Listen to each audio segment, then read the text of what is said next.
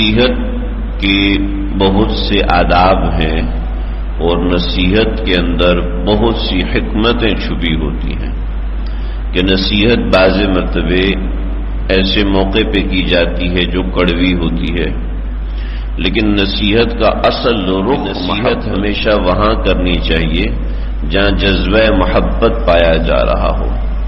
جہاں جذبہ محبت نہیں پایا جا رہا وہاں نصیحت نہیں کرنی چاہیے، کیونکہ وہاں نصیحت کا نقصان کی وجہ سے جو نصیحت ہے اس کو وعظ کہتے ہیں، وہ یعظ، وہ وعظ کہہ رہے۔ انبیاء مرسلین نے اپنی امت کو جو پیغام پہنچایا ہے وہ اس کو اللہ رب العزت نے نذیر سے تعبیر فرمایا، بشیر سے تعبیر فرمایا کہ وہ نذیر ہے۔ نذیر مطلب ڈرانے والا، بشیر مطلب بشارت دینے والا، تو اس کو اللہ رب العزت نے نذیر سے تعبیر فرمایا ہے، یعنی ڈرانے والا، تخویف، اللہ کی ذات کے احکامات بتانے والا۔ اس کے آداب اور ہیں، لیکن جو نصیحت کی جاتی ہے اس کے آداب اور ہیں۔ چنانچہ حضرت موسیٰ علیہ السلام کو جب اللہ رب العزت نے فرعون کی طرف بھیجا تو حکم دیا کہ اس سے جو فقولا لہو قولا لینا لعلہ یتذکر او یخشی، کہ آپ اس سے نرم بات کیجیے۔ تو نصیحت میں ہمیشہ محبت ضروری ہوتی ہے، خیر خواہی۔ نصیحت الدین النصیحہ، آپ صلی اللہ علیہ وسلم کا فرمان کہ نصیحت مستقل خیر خواہی ہے۔ تو دین جو ہے وہ خیر خواہی کا نام ہے۔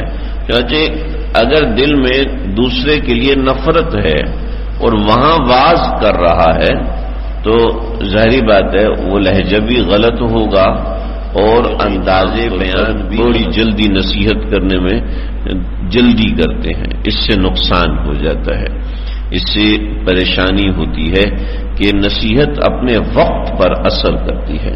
ہر وقت بچوں کو سمجھا رہے ہیں مناسب نہیں ہے۔ جب بچے سونے والے ہوں اس وقت نصیحت کریں، اچھا فائدہ دیتی ہے۔ جب بچوں کو کہیں گھمانے لے کے جا رہے ہیں اس وقت نصیحت کریں، فائدہ دیتی ہے۔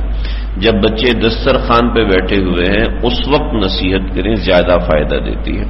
چلتے پھرتے بھی نصیحت کر رہے ہیں، اٹھتے بیٹھتے بھی نصیحت کر رہے ہیں، اس سے نقصان ہو جاتا ہے۔ تو نصیحت کے بڑے آداب ہیں، بڑی کتابیں اس کے اوپر لکھی گئی۔ عام طور پہ نصیحت میں جو غلطی ہوتی ہے وہ یہ غلطی ہوتی ہے کہ ہم اس نصیحت کو امپلیمنٹیشن تک لے کے جاتے ہیں، بھئی اس کا یہ رزلٹ آنا ہی آنا ہے، اور اس رزلٹ کو سامنے رکھ کے ہم نصیحت کرتے ہیں، یہ غلطی ہے۔ اس سے عوام میں بھی غلطی پیدا ہوتی ہے اور لوگوں کا بھی اس لیے کرتے ہیں کہ سامنے والا امپلیمنٹ کرے اور کرے کر کے رہے۔ نہ یہ بات صحیح نہیں ہے۔ سامنے والے کو بتا دینا، ہو سکتا ہے امپلیمنٹیشن 10 سال کے بعد ہو سکتا ہے 20 سال کے بعد، ہو سکتا ہے 40 سال کے بعد ہو۔ تو یہ ہم نے اس کو نہیں دیکھنا کہ میری نصیحت پہ عمل ہوا یا نہیں ہوا۔ ہمارا کام نصیحت کرنا ہے، اپنی اولاد کو نصیحت کریں، نہیں مانتے اب غصہ چڑھ رہا ہے، کیوں جی؟ نصیحت کو ہم نے سمجھا کہ اس پہ تو عمل ہونا ہی ہونا ہے۔ چنانچہ ایک صاحب حضرت تھانوی کے پاس ہے اور کہا کہ حضرت مجھے مشورہ دیجیے۔